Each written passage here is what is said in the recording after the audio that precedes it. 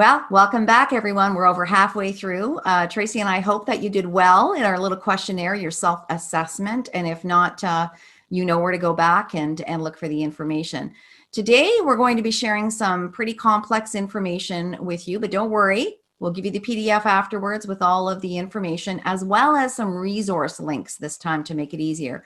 We're going to be talking to you about all your different platform choices, the versions, and what you have to have ready to upload your book to wherever you're going to do it, whether it be paperback, electronic version, and we'll talk about some other important things such as ISBNs, landing pages, etc. And Tracy is going to lead the way.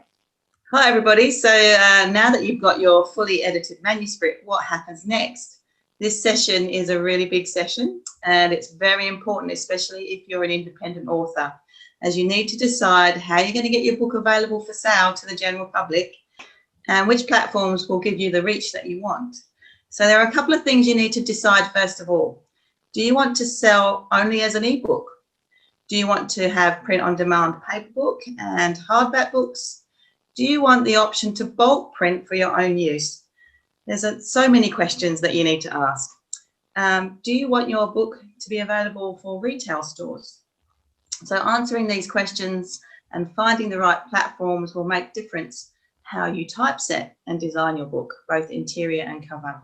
If you've already chosen a hybrid or small press option to publish your book, this session will still be extremely important because your publisher will be talking about all of these different options, and having some knowledge will allow you to be less confused and know what they're talking about. So the two main platforms are Ingram Spark and Amazon. And Amazon is also referred to as KDP and KDP Select.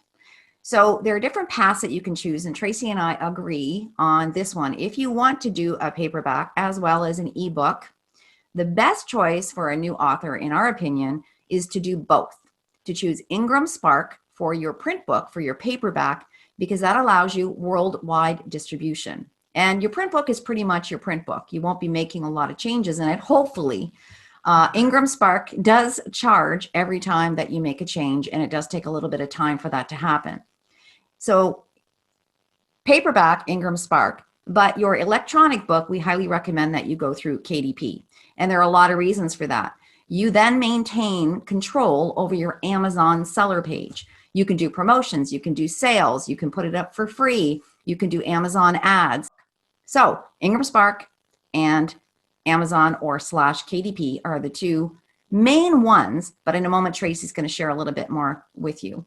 It all really does come back down to your why. If you want to publish your book in your local area because of something that is of interest to readers in that area, it will be a lot different for you. If you want worldwide distribution for your paperback, Ingram Spark is the way to go.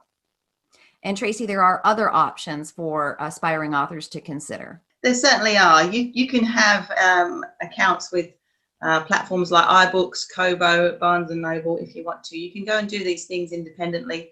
There's other platforms out there like Smashwords, Lulu, BookBaby, but really that's just confusing the issue because Amazon and Ingram Spark will be the most simple way for you to move forward. Bear in mind that Amazon sells 80% of all ebooks and 64% of all printed books sold online. So really Amazon is a very, very important platform.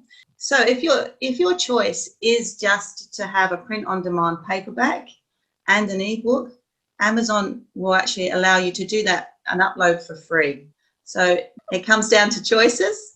It comes down to where you want your book to be available in the world. But Amazon is something that you need to really research properly.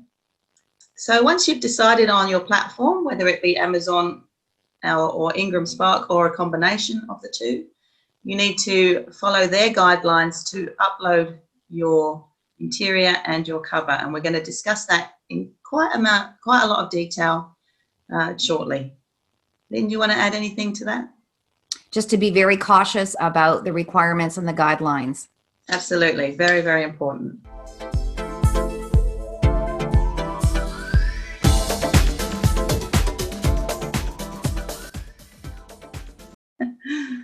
So once you've decided on your platform and you understand the guidelines and you've there's a lot of information to take in, but it's time to design your book interior first, really.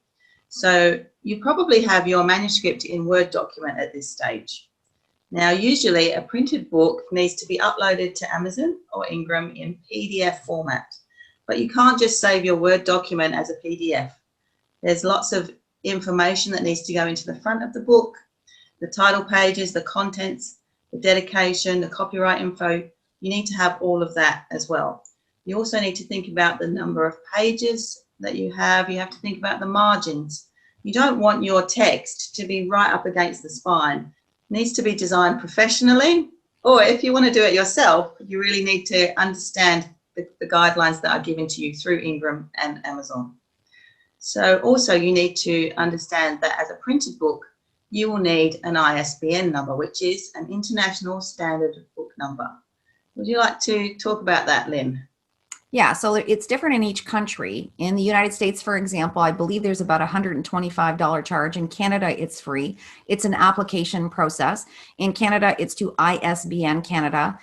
You'll get a 10-digit and a 13-digit. You still get the 10-digit, even though it changed back in 2007. Some retailers will ask for one, some will ask for both, but you'll get both. And it varies. Typically in Canada, you'll get your ISBN after application within about 10 days. And you need to have an ISBN.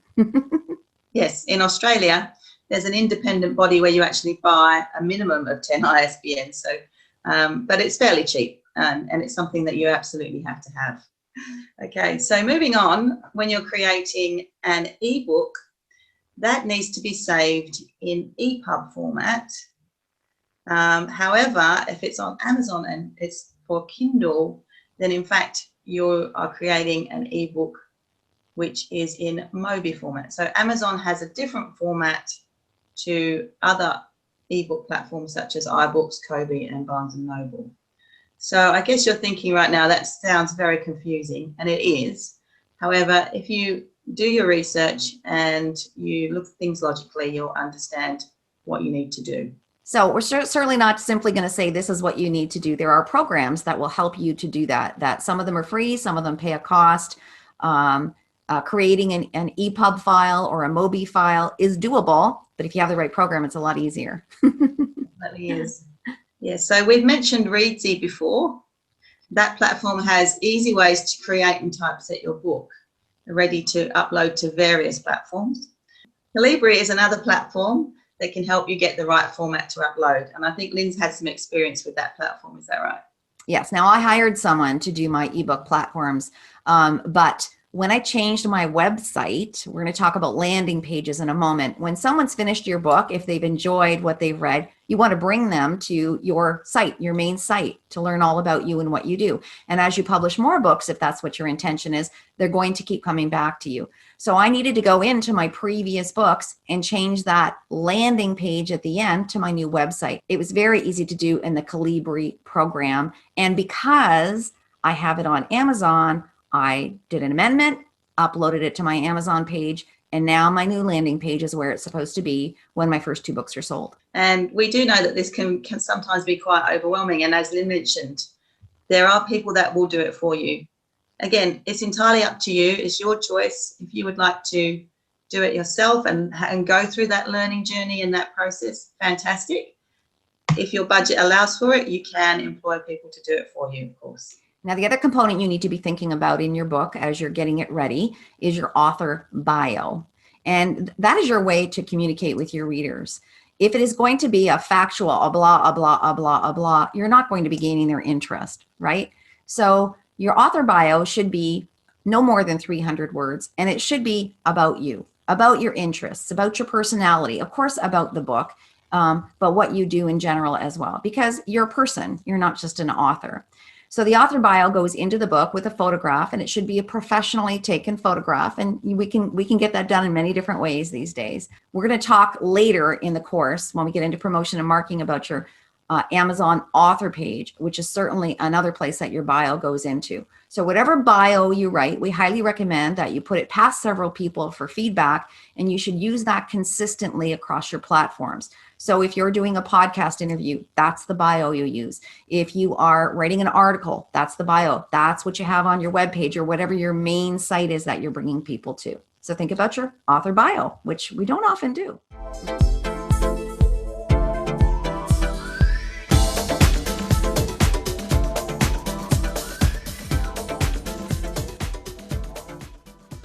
Let's move on to the cover. You can begin this process during the editing stage if you want, but your final front and back cover can't be designed in a usable way until your interior has been fully typeset and you know the size of your book and the number of pages.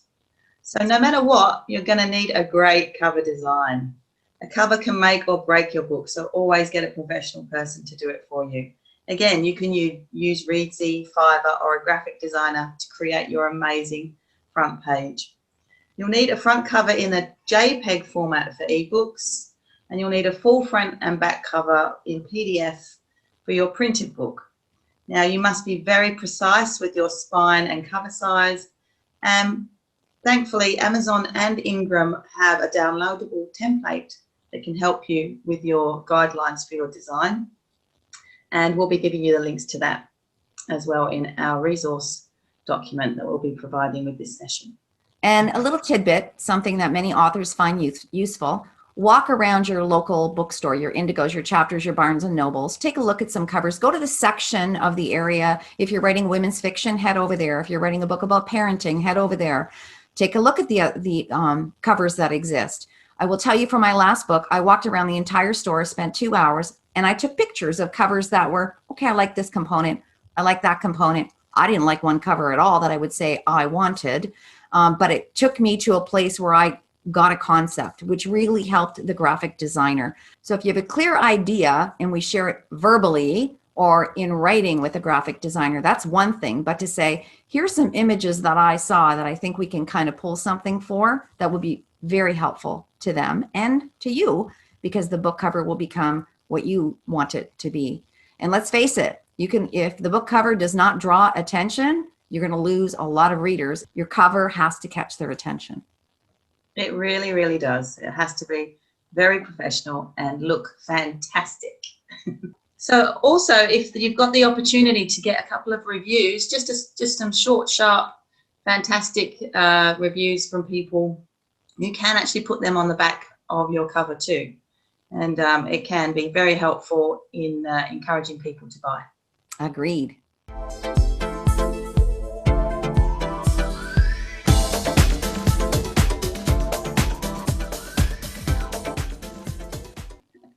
At this point, I'd just like to say a little bit about copyright, because some readers do get very concerned about sharing their book because they believe that it might be stolen or something, you know, or your story might be taken by someone else. But the fact is that as soon as you start your document, your book, and you have a page, even a page and a title, you have, if you've started it on Word, you have a date stamp on that. And your copyright begins as soon as you have that date stamp. So if ever it were to go any further, you know that your story began at that particular day, and you will always have that proof. So always keep your original document date to hand.